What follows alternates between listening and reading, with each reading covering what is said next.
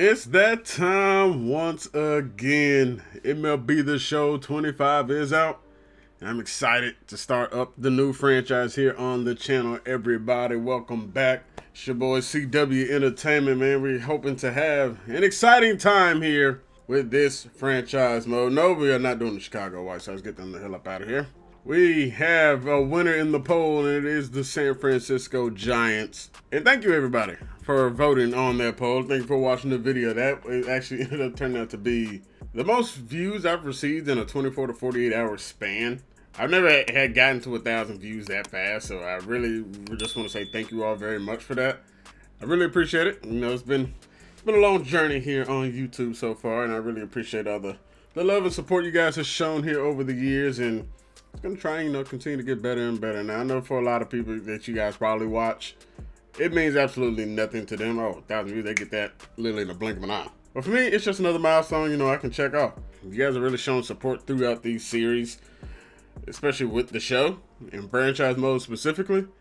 And I'm just trying to give you guys some entertaining content and continue to grow and improve my craft and just continue to get better and better at this. Hopefully things go well this year, because we know what happened last year, and yeah, things didn't really end up going the best. But thank you all for tuning in. Thanks for watching. Thanks for all the feedback you guys end up getting.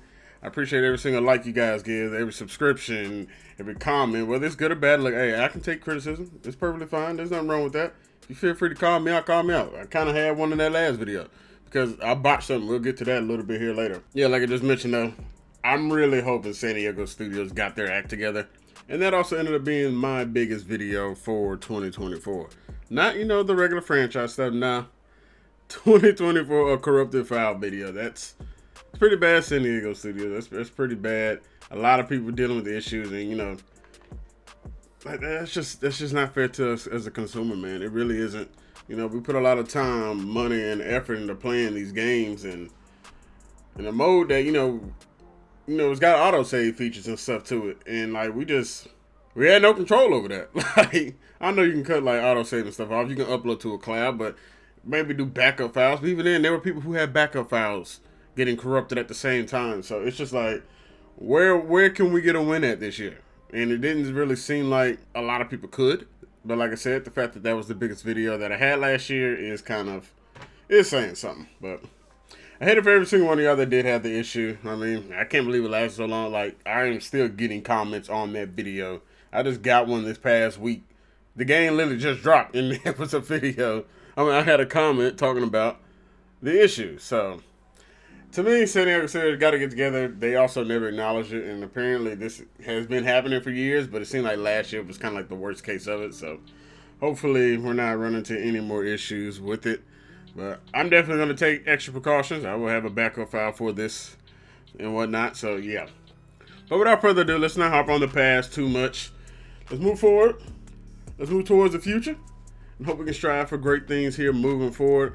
I'm going to dive into this Giants roster here a bit. And, we're going to... This video probably won't have any gameplay, just to let you guys know. I'm going to end up having... you guys have probably seen it now. But I'll have clips of some stuff just so it's just not... you guys looking at a screen here, just looking at a screen here and just talking. So I'll throw up some stuff, here and there and whatnot. But basically, yeah, I'm gonna dive into some of these players here that we have on the roster, and give some advanced stats. At least some of the guys we're gonna be dealing with here in year one. It won't be everybody we're diving fully into, but some of them maybe the key players and some guys we might be building a bit of a future with. And it's just gives us some information on them, and let's see how they operate. Like I said, won't waste any more of your time, you guys. Let's go ahead and get into it. Starting off with the starting pitchers. And we're starting off with ace all-star pitcher Logan Webb. He got his first all-star nod last year in the 2024 all-star game, even though he's had some pretty good numbers over the last couple of years. So last year actually being a little bit tick on the downside for him. It's kind of surprising that he hadn't been an all-star before, at least maybe in 2022. 2022, he was kind of lighting it up. So I don't really know what happened during that span. Maybe it's just because he just wasn't that well known of a commodity. I'm not exactly sure, but all right. So let's talk about Logan Webb here. Logan Webb is actually the only pitcher to pitch 200 innings in both 2024 and the 2023 season. Each of his last 3 years, he has been in the top 7 in hits allowed, though. So he does kind of get dinged around a little bit there. He's not known to, just be striking out and just getting a bunch of pitchers to, not pitchers, but a bunch of batters to just strike out and whatnot. He's not necessarily a strikeout pitcher. He is a ground ball pitcher. So, he sports a sinker. You guys can see there, circle change, sweeper, four-seamer, and a cutter. So the ball is going to be in play more for him. He doesn't really have that, I'm about to ramp this up to 97, 98, 100 miles an hour and blow the fastball right by you. But he's efficient with what he does. He really is. The sinker, it's a great pitch for him. He really knows how to utilize it, and he uses it actually quite a bit. But last season, Logan was number 2 in the entire league in giving up hits. You guys see, he gave up 202 hits last year. But before we dive a little bit further in here for Logan Webb, I do got a couple fun facts from one. So apparently Logan in 3rd or 4th grade, he was actually considered legally blind because of astigmatism. So yeah, that is insane. He's gotten this far and he's technically considered legally blind. Now he did wear glasses and he does wear contacts now. So I think he said something about like he wears glasses at nighttime, so which they can do prescriptions and whatnot in glass that kind of help correct the astigmatism and kind of limit it. But for those that don't know what astigmatism is, it basically can just cause blurry vision. And a lot of times people who don't know, it's kind of like you can see the way how people view lights. Now I got a picture up here for you guys. You can see the left side, the astigmatism, on the right side is kind of like how you're supposed to see it. I deal with it a little bit. It's not as bad. There's some stuff is worse than others. I wear contacts and glasses all the time. So, but yeah, it is interesting, man. He's made it this far, and he's dealing with something like that. And like I said, I know but to be in like a 9 or 10-year-old and you're being considered legally blind is absolutely insane. And he's gone on to have a very stellar career playing sports and whatnot. He played football a bit. And then fun fact number 2, apparently this man also drinks 3 Red Bulls before every start. So yeah, it sounds like Logan is wired a bit differently. I believe I was reading somewhere it was saying that he drinks one pregame, then he drinks one when he's in the training room, and then he drinks another right before he's going on the mound or something like that. So yeah, it seems like he gets pretty excited, pretty pumped up to get ready for a start. I was kind of looking through his highlights just kind of see if it affected him much on the mound or not. And I'm like, he doesn't really have maybe just some of the clips that I saw.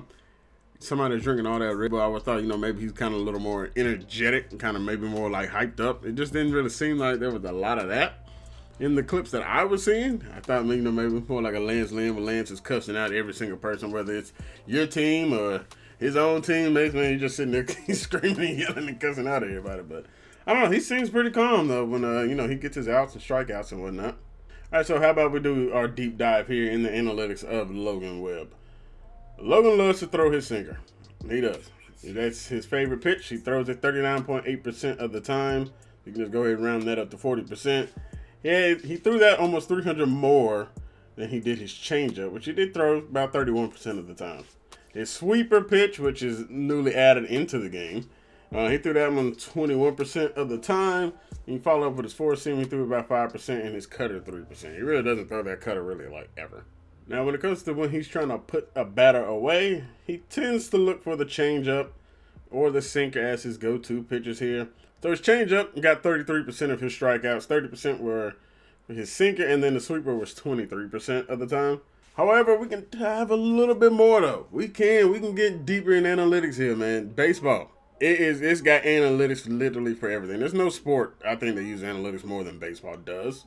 At least not to my knowledge. From what I know, baseball uses them more than anybody. So versus right-handed batters, 39% of his strikeouts were with his sinker pitch, and 36% were the sweeper, and 20% were changeups. So yeah, big drastic difference there between his normal numbers. You see how much the sweeper increased versus the changeup taking a pretty big hit.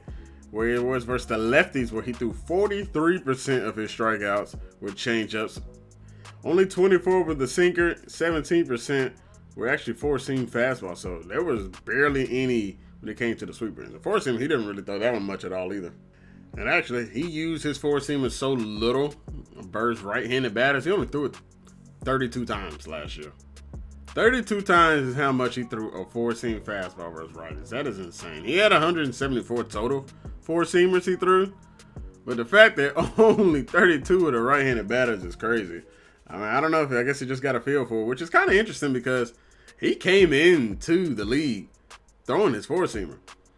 And so it was surprising to me to see that he didn't really start using his sinker. That didn't become his primary pitch until 2021, which, interestingly enough, that's when things started clicking for Logan Webb.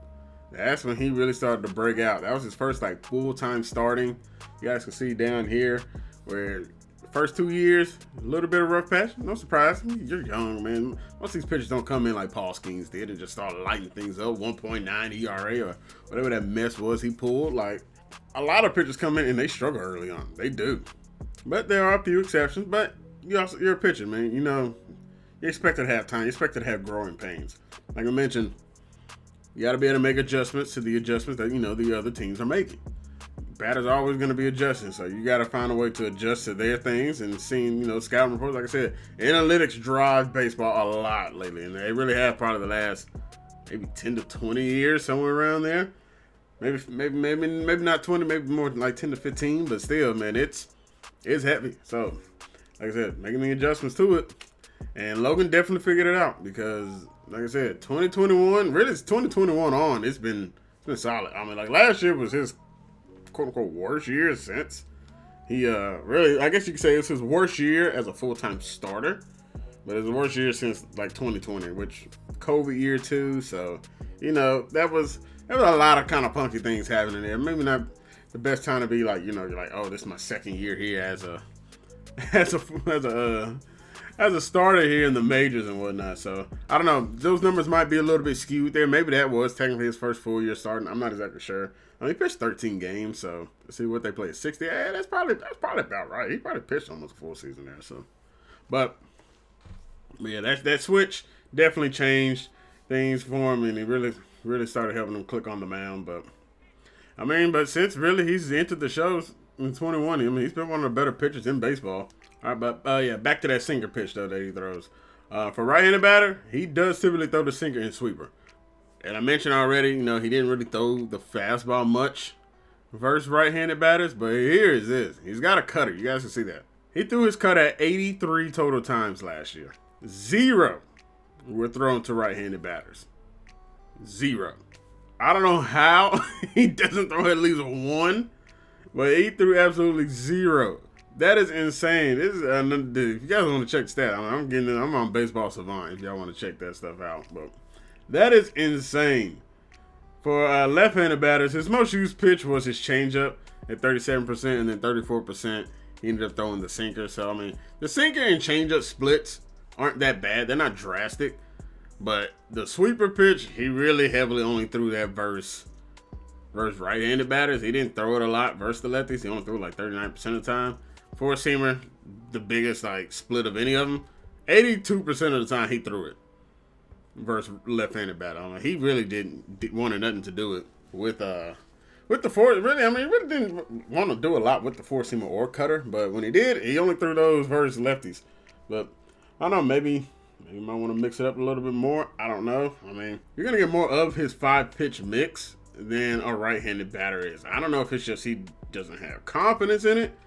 I don't know if he just doesn't trust. I mean, I'm not exactly sure what it is, why he doesn't throw it as much, but if you're a right-handed batter, you go up there and you're not going to ever have to really worry about a four-seamer or cutter. That's kind of, I don't know. That's kind of different. You just kind of focus more on 3 pitches. Might be a lot easier than focusing on 5. So, I don't know. I mean, I guess it worked a bit, though. I mean, like I said, it was a bit of a down year, so maybe he might want to, maybe mix some things up a little bit more, but I guarantee you, there won't be a single right-handed batter that won't see a cutter. I definitely would be throwing some.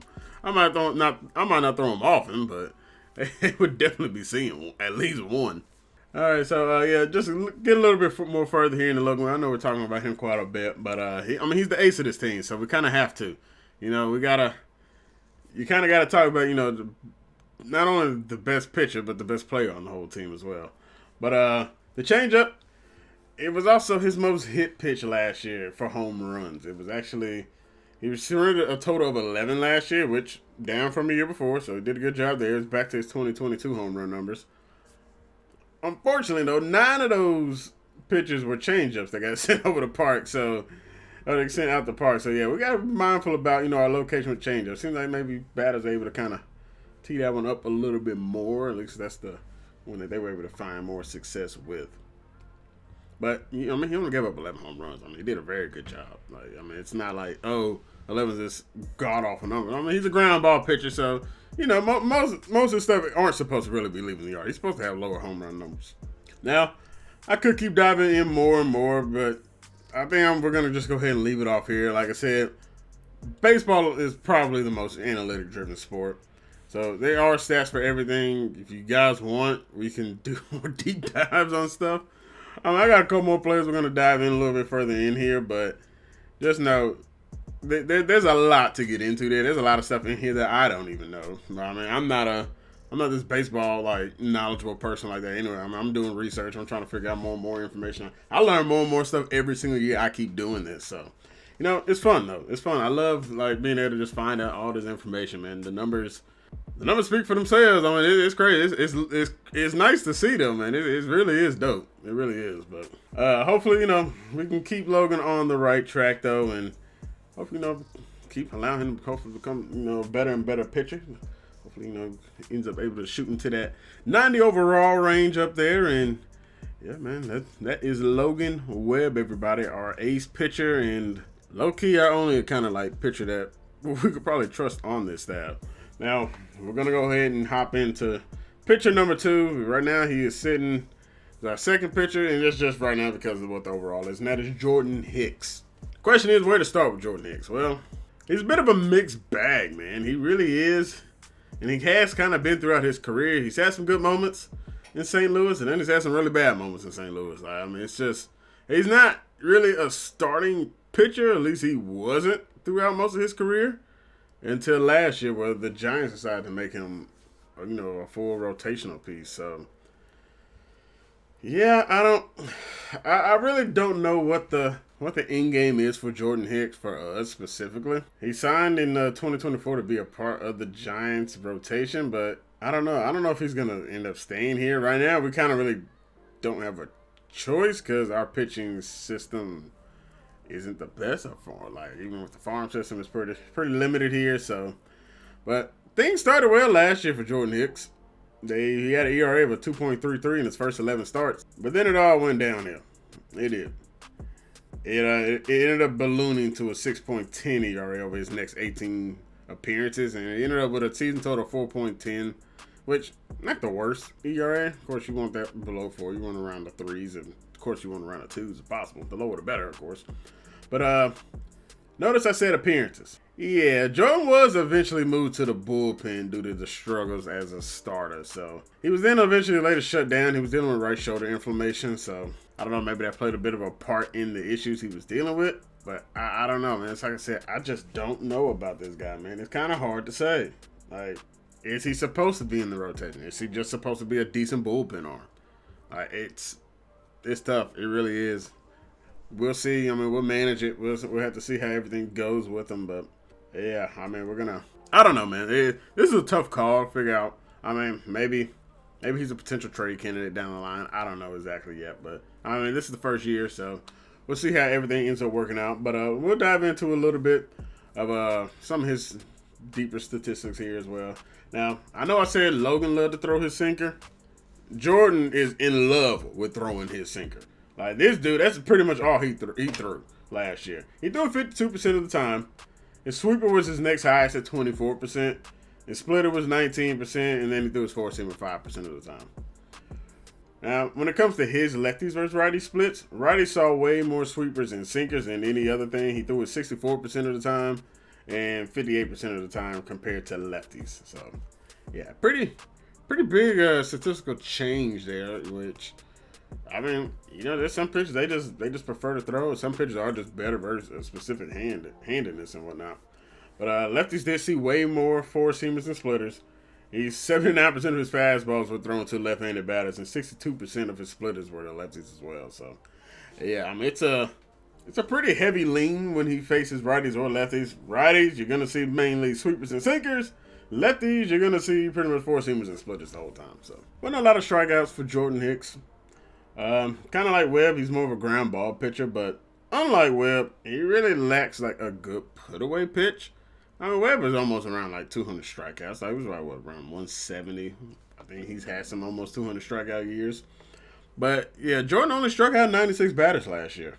I know, granted, he had a season-ending injury, but even then, he got kicked to the pen. So that number wasn't just gonna skyrocket. Now that was the most strikeouts he looks like he's had in his career.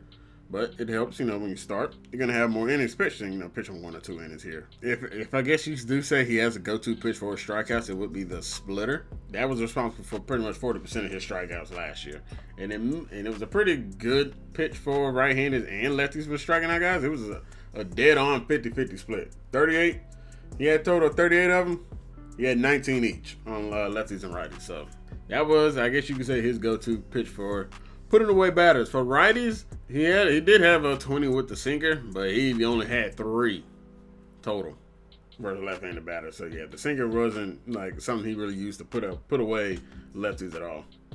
But 62% also of his strikeouts did come against right-handed batters. So I guess he kind of saw more righties, or either that, or a lot of times the righty versus righty matchup, lefty versus lefty, that's kind of the more favorable matchup for the pitcher. Which was a little interesting with Logan Webb because it was kind of like the opposite. He did well versus the opposite arm, or opposite handedness and whatnot. So, I don't know. I guess that just shows, how well of a pitcher he is and whatnot. But, separation between him and Jordan. But I'm not finna go fully in really anymore with Jordan here. We'll see how he does as a second try here as a starting in the rotation. As I mentioned, potential trade candidate possibly. So, see how things go here with Jordan Hicks. Next up, we do have newly signed free agent, just signed a couple months ago here in January, and it's Justin Verlander. Now, I don't know. I'm not expecting much from him. I mean, how much can you expect from a 42-year-old? And he's coming off his worst year statistically with the Astros. I know he was also dealing with a neck injury last year too, so yeah, I just don't know how much he actually has left in the tank. I mean, I guess you're bringing a former MVP and 3-time Cy Young winner, so maybe you can help bring one of the young guys along. Maybe it's more there for knowledge and stuff. Maybe just a guy to eat up innings. I don't know. Like I said, I don't know how much he has really left in the tank. Like it's pretty. I don't know. I really don't know what the Giants are doing with this type of signing, but I don't know. Maybe he just wanted to be out there, but this rotation needs a lot of work. And there's not a lot here right now. It's really just Logan Webb. And then, after the departure of Blake Snell, he goes to the rival Dodgers. That doesn't help anything. And then you're hoping Kyle Harrison develops. Now, Kyle's only been in the league for a couple of years now. And, really, he just had his first full year last year. And then you can kind of see it's kind of somewhat similar to how Logan Webb was, wasn't nothing crazy. I mean, if anything, ERA was better. But we got Kyle Harrison here. I mentioned him in the last video we had for the poll and whatnot, and he is somebody that we need to see if he can take that step.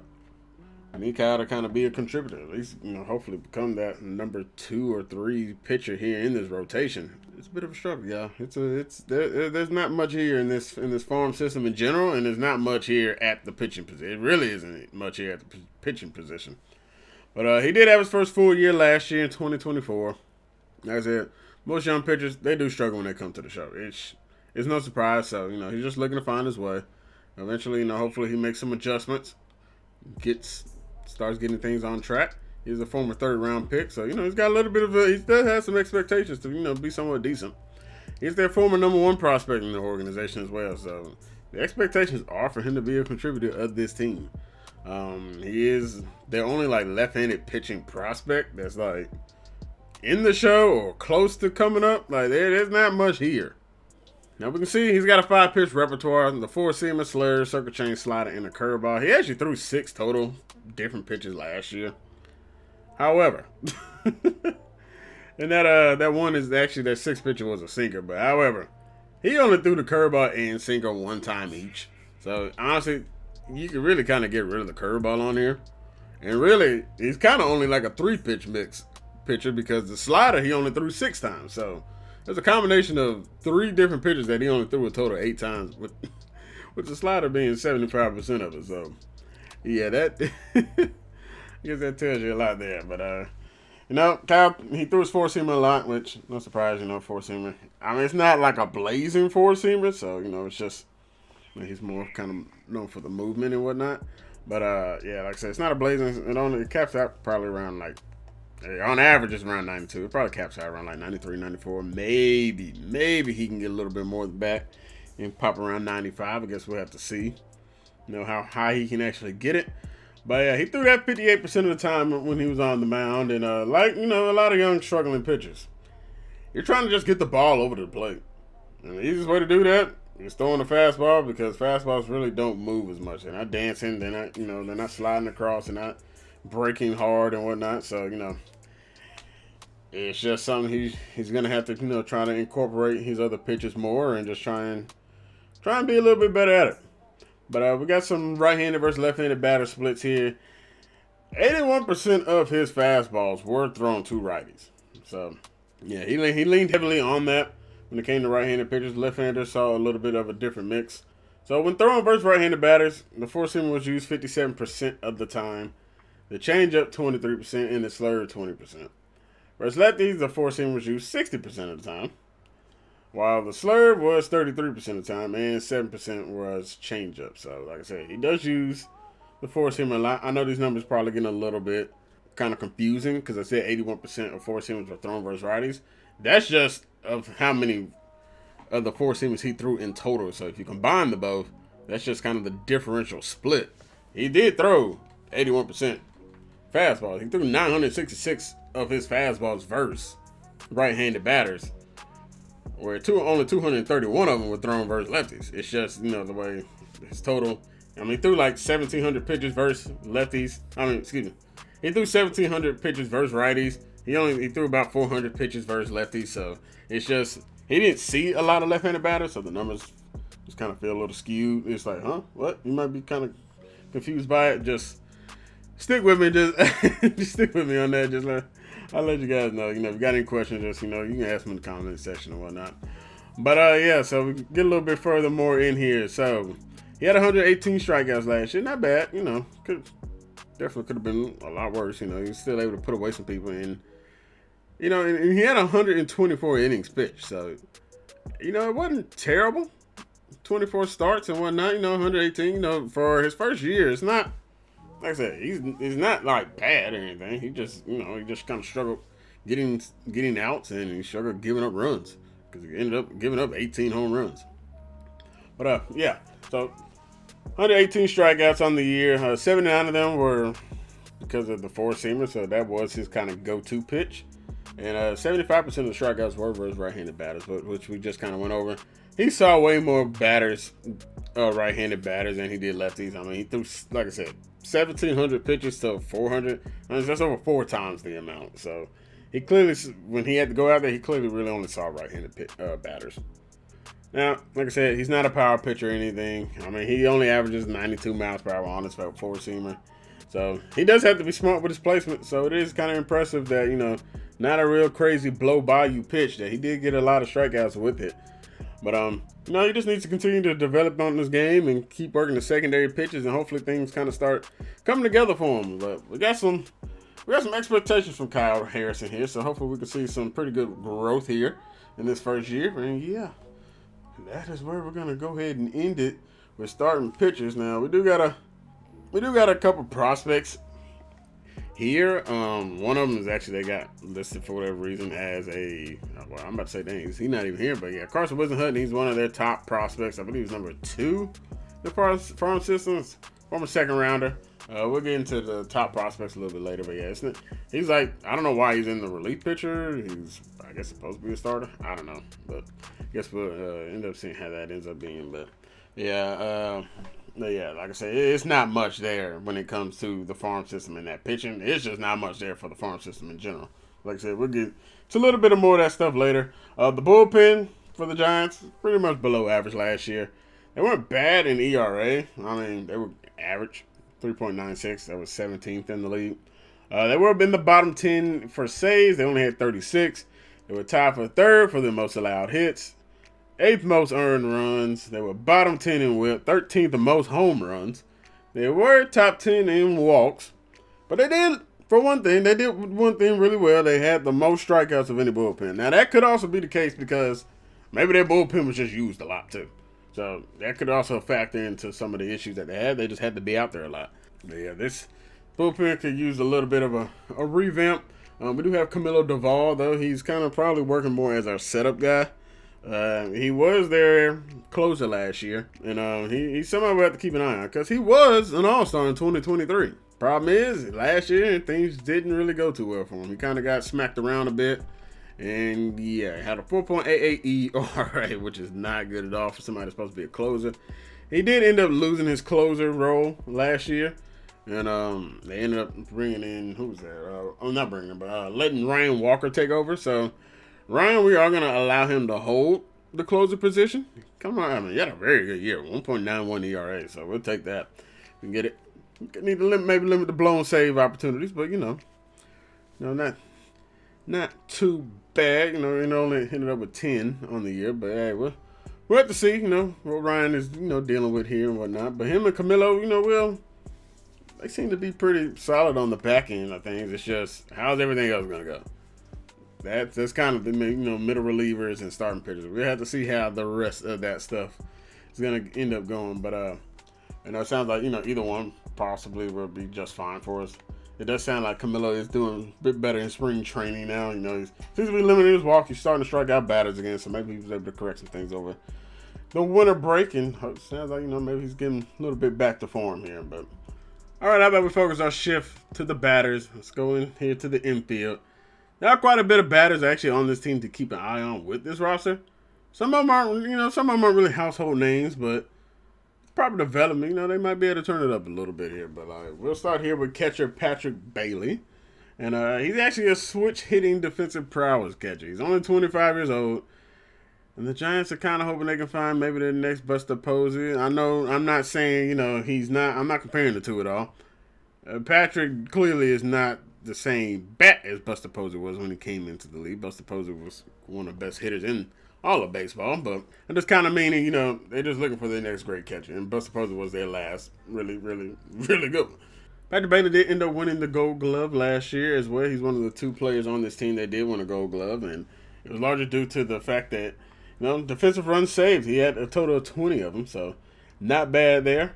But yeah, he had a fielding run value that led the entire league with 22. He had a 16 for framing and a 6 for throwing. So fielding run value basically converts individual defensive metrics into different scales, which can show how many runs a player is worth limiting or allowing. So Bailey, who was at a 22, was actually 6 fielding run values higher than any other player in baseball. Right? I mean, he was absolutely crushing it behind the plate. And a lot of it was mainly due to his framing and whatnot, because framing is basically just being able to save pitchers from being called a ball or keep pitchers in the strike zone that may have been trying to leak out to be a ball. It's just kind of like that.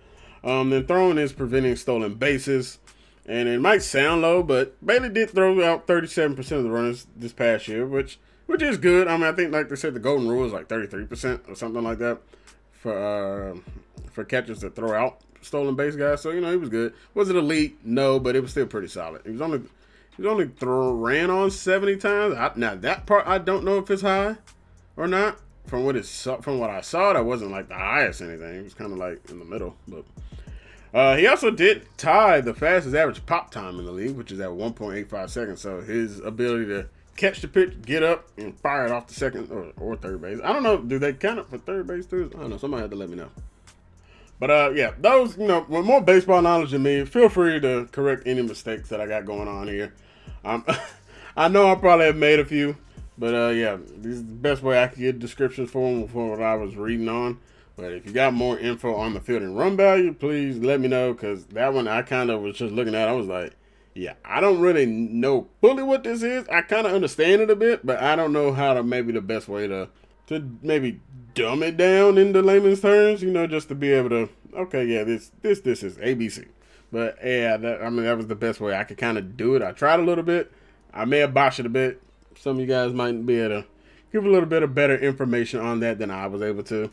But now, when it comes to the bat, Yeah, that's not where Patrick really excels at. He is definitely a defensive catcher right now. Not saying he can't grow into a better batter. He's only been in the league for a couple years, He's got limited action, but he definitely, can step it up here. He is below average in pretty much most of the metrics. As I mentioned, he was top of the line, field run value. He was number 1 with 22. Well, when I was looking at it, it's funny to see that his bat run value is absolutely poor. It was a minus 12 last season, so tells you the big difference. He's a plus player for his defensiveness, but he is a negative player when it comes to his bat. His on-base percentage is well below average. Average is probably around 32 to 33, 34%. He's just around 30% of the time getting on base. You want to see that definitely increase. Of course, you want it to be probably, around like 36, 37. Once again, one of those. The higher the better, of course, always. But his slugging percentage is low as well. Average is probably around 40%. He's sitting around 34%. It's not a lot of pop coming off the bat. Once again, like I said, the OPS is really low, around 64%. You probably want to be around 75%. The numbers just really aren't anything crazy. His weighted on base average was actually in the bottom 9% of the league last year at 0.281, where the average is, like I said again, around 0.32, 0.33, somewhere around there. But not everything is negative for Patrick. There are some positives in here. He does actually excel in his exit velocity. His exit velocity is pretty strong at 91.3 miles per hour off the bat, which is some of the highest in the league. It's not like he's not able to hit the ball hard. I just don't think he's having that much success in where the ball seems to be going sometimes. So the ball's coming off pretty fast. It's just he's just not really getting on base with it. But he does do a good job scoring up pitches, and he doesn't have a high chase percentage either. It's just more about staying consistent, and maybe eventually the power and base hits and stuff like that will come. He had 8 home runs last year, had a triple, 16 doubles. So just more and more he plays. And once again, he's young. He's also a switch hitter too, so he might bat from one side better than the other. I didn't actually dive into that part. I probably should have. Maybe I'll do that more. As we get along here in the season, when I take a look. I didn't do it for this video. Probably should have, like I said, especially with him being a switch hitter, but, all good. All right, first baseman. We have a couple of guys here. First base, maybe even a DH kind of range, too. I'm not really going to dive in much on here for Lamonte Wade and Wilmer Flores. There are older guys here. They're vets, so, nothing crazy. We're just kind of waiting on the development here of Bryce Eldridge. He's a 2023 first-round pick, and he's the number 1 ranked player in their farm system, so we're going to dive in a little bit more of him there. Some of y'all might know who he is. Some of y'all might not. Found out a very interesting thing that I had no clue about. But, yeah, like I said, we'll dive into him a little bit more later. But he's pretty much the future at this position.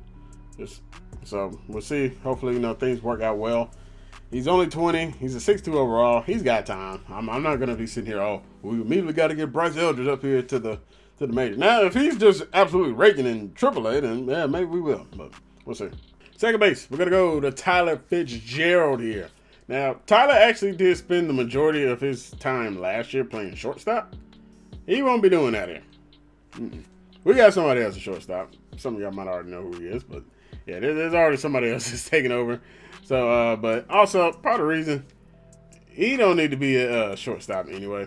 He doesn't really have the arm strength for it, and he's not really good defensively, but like I said, I'm getting ahead of myself here, so let's go ahead and get into it. So, like I said, majority of the time, he did play shortstop, but he will be playing second base for us. And like I said, lack of arm strength, you guys see the field numbers. They're nothing crazy. His range is just okay. He's a speed demon, though. 99 speed. You love to see it. You love to see guys like that on your team, man. You just love having them, especially if they can find a way to just get on base, because that speed is dangerous. Singles can turn into doubles can turn into triples. I mean, it's just one of those things. It's just you just love having fast players on your team, man. It's just one of those things. It's fun to have them too, especially like I said, they can get on base and whatnot. It's cool seeing them fly around like that.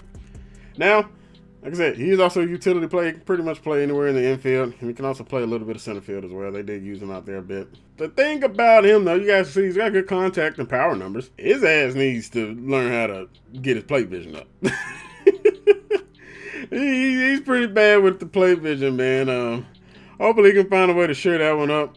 His vision and discipline are pretty bad, man. One of the highest strikeout percentages in the league. He was actually in the bottom 4% in strikeout percentages. So yeah, he was whiffing a lot, and he also doesn't walk a lot either. But you know, he does have some pop in his bat though. It's not bad. I mean, he's not just a speed and contact guy. He is actually he's got some batting ability here. His batting run value was a 13.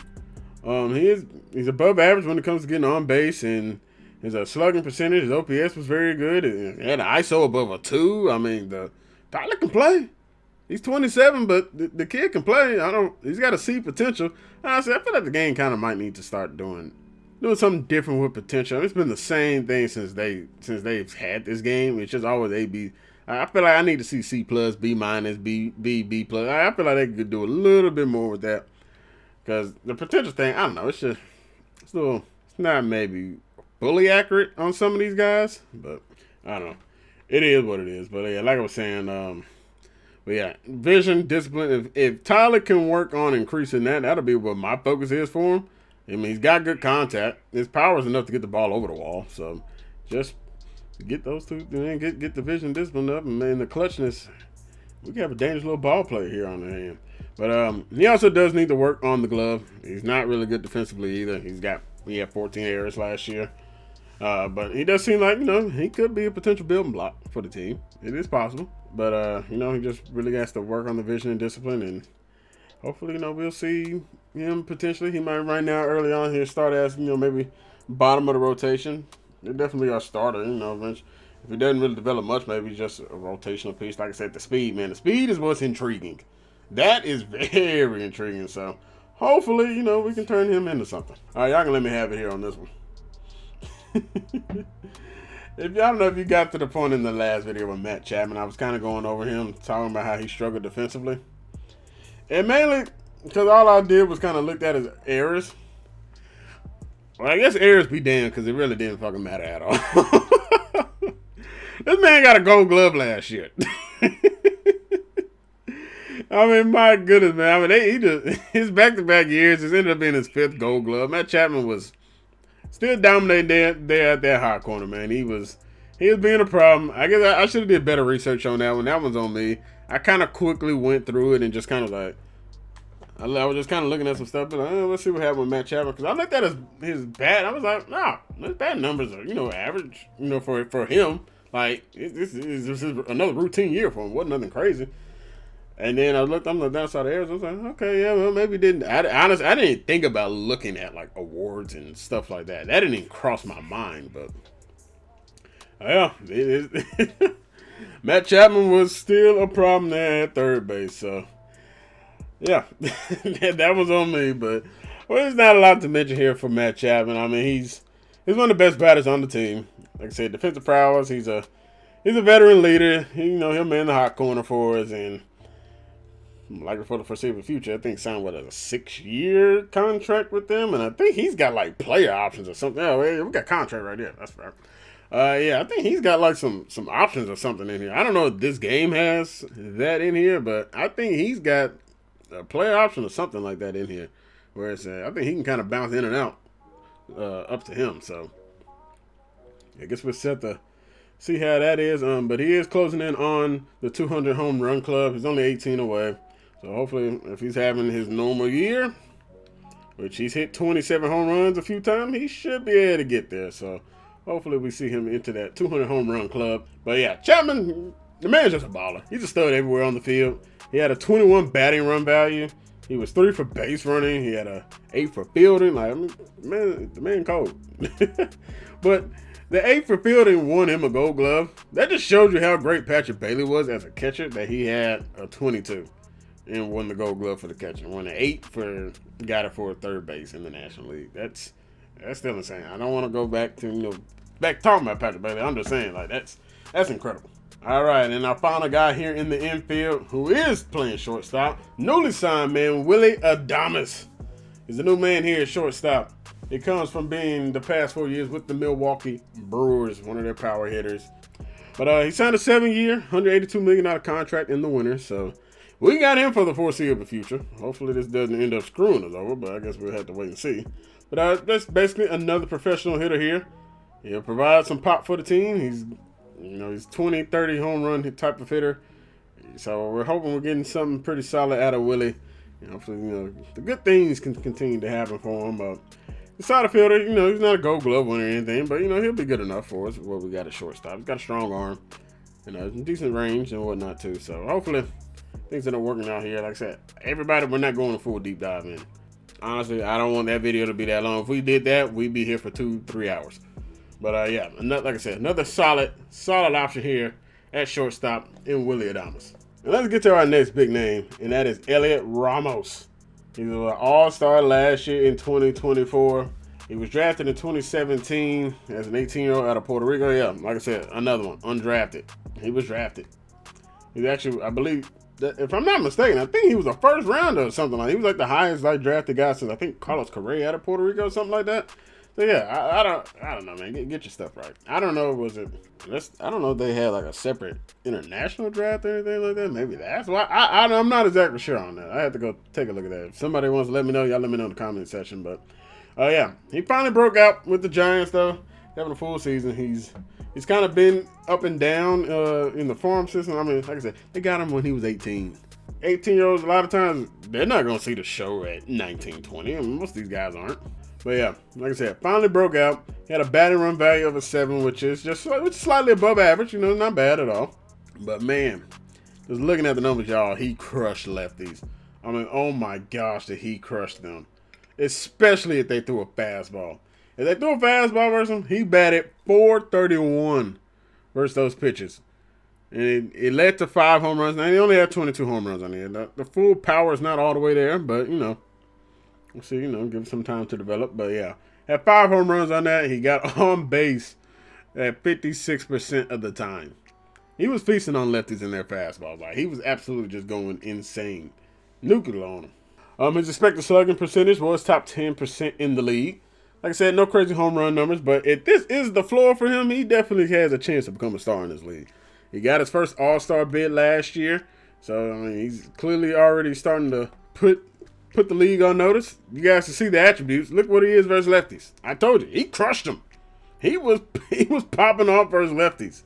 So I'm hoping this can become somebody is a very big cornerstone for us. He's not the greatest fielder. He's a minus fielder when it comes to things. He's got some things to clean up there. His range and reaction time, that's got to get a bit of a boost there, man. The reaction time is definitely not that good. His outs above average was -5 this past season. And when he was in center field, it was a -7. And if you're wondering what outs above average is, well, it's basically how many outs a player has saved. So it basically just factors in the difficulty of making the play. So like maybe a routine fly ball where you only move a couple steps. It's that's a high probability chance where maybe one that's a ball over your head, you're having to run 40 feet over your shoulder, having to make the grab and whatnot. That's the only way you're ever going to be able to get it. That one might be a low probability chance, but it weighs better if you are able to make the out. At least that's kind of how I got based off of it. But Elliot Ramos, yeah, excited to play with him. He's also pretty elite with his barrel percentage and his bat speed. They were like in the top portions of the league as well. So yeah, I'm excited to be able to get out there with him and see what he does, especially when we get to see a lefty. Boy, ooh, I can't wait to see a lefty with him. All right, next up, we have center fielders in Jung Ho Lee. Now, y'all let me know if I'm pronouncing his name right. I don't know if I'm botching that a little bit there. But yeah, somebody let me know if this is the right pronunciation for his name. But Lee did show some promise as a batter and a fielder, mostly as a fielder. But he has some decent batting averages and whatnot. It wasn't nothing crazy, but it wasn't nothing awful either in his first. What was gonna be his first full year, I should say, with the Giants. But unfortunately, his season did come to an abrupt end. He ended up tearing his labrum. He was trying to rob a grand slam versus the Reds when they were in San Francisco, and he leaped at the wall and man, he hit his elbow and he ended up tearing his labrum. Man, when you look at the video, I can't put it up here, but if you look at the video, it's a pretty nasty look, man. The way his arm just kind of snaps back. or snaps forward, I should say, not back. But small sample size. I mean, I can only go based off the numbers that we had, but his on base percentage, it was a little below average. We would like to see that get up a little bit more. Same with the slugging percentage, that was actually well below average. So was his OPS and whatnot, but he didn't strike out a lot. He only struck out 8.2% of the time. So he's definitely a guy going to put the ball or bat on the ball, and hopefully we can see some good things. I'd love to see that he's got a 94 plate vision and 99 arm strength out of center field. That's not too shabby there, Jung Ho. That's not too bad. But, hopefully, we can see what he develops into. Like I said, it's not a lot of data there. He's only got the limited amount of time. What was that, 37 games? Yeah.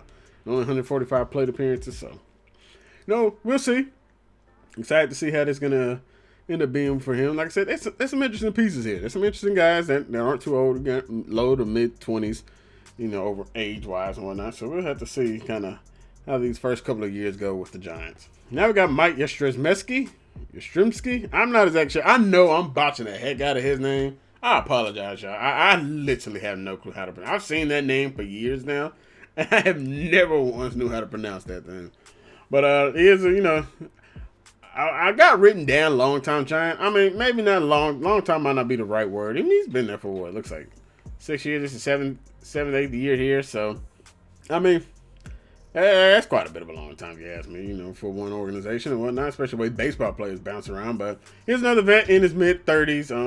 To me, he's possibly another trade candidate because, we want to go maybe more of a youth movement. He's a lefty batter, so you don't want to necessarily get rid of lefties. His numbers are kind of average.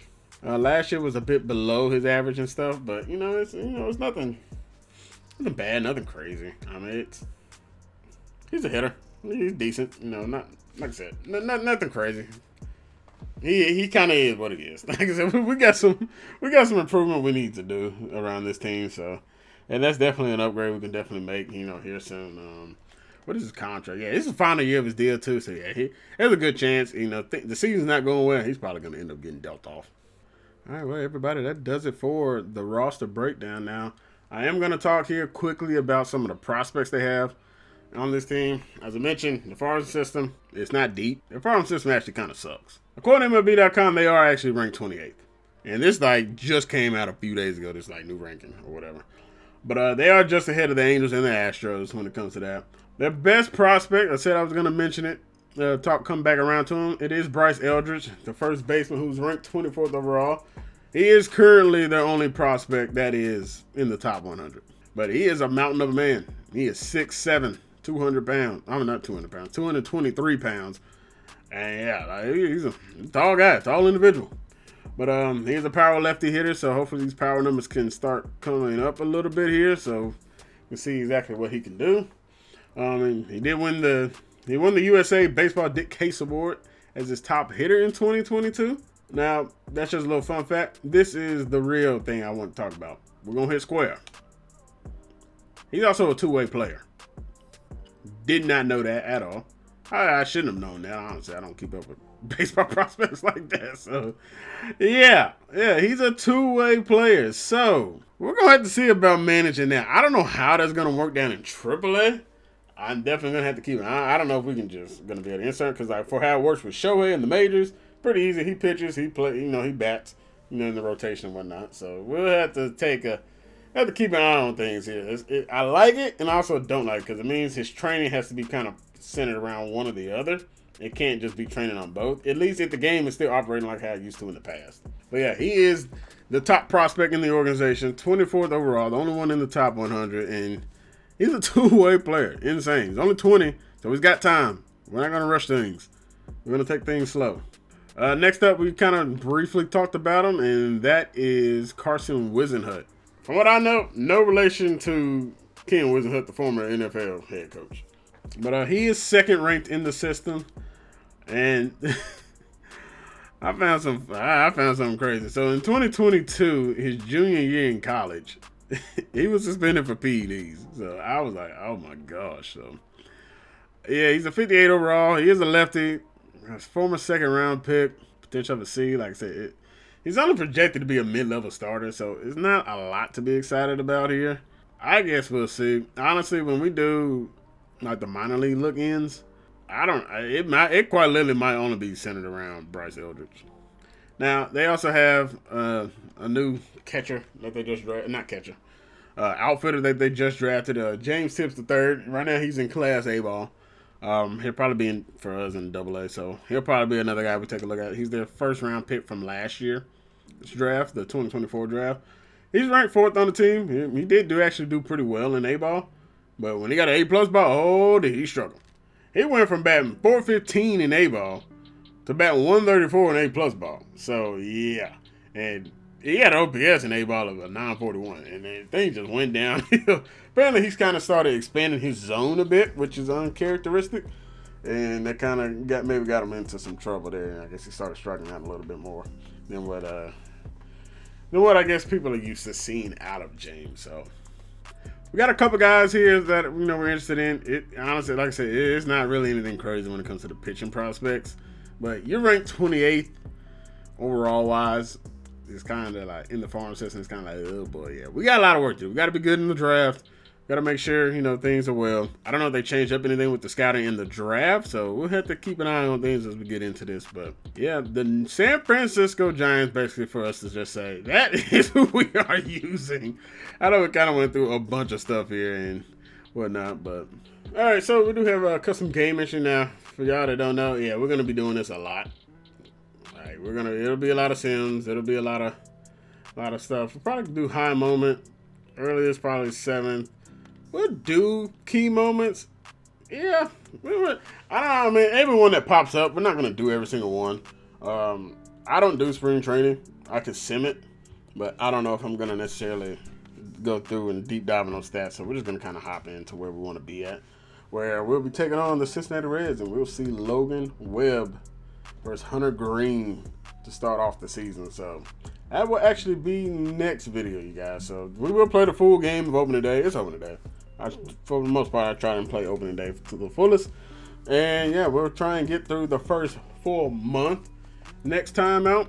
And, like I said, it'll be a lot of simming and stuff that goes through. So we'll have to see how things look. I do kind of like the new look of what franchise, like the calendar and whatnot. I do like the look of it. So, but yeah, that is where we're going to wrap things up, everybody. Hope you guys enjoyed. If you guys did, leave a like. Comment down below. Let me know. Give me some feedback on these videos, man. Especially when I do like the opening video of a series, because I need to know specifically if this is what you guys like, if it's something you enjoy. Should I dial it back some? I know some people like the advanced analytics, especially when it comes to baseball, because it's a lot to it. It really is. But yeah, let me know down in the comment section. You guys excited for the Giants franchise? Subscribe if you're new. Just let me know. I'm excited to get things going. I will catch you guys here on Tuesday as we get opening day underway. Let's get to it. Let's have a great year.